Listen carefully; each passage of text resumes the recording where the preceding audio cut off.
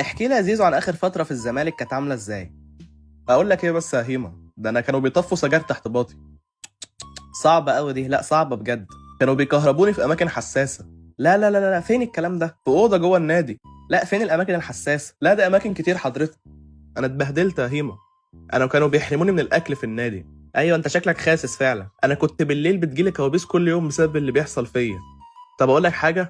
قول كل اللي جواك. انا كل خميس كانوا بيحبسوني في اوضه الفيران في النادي. ده انت عشت فتره مؤلمه جدا. انا بقيت بروح لدكتور نفساني وبتعالج يا هيما. لا حول ولا قوه الا بالله.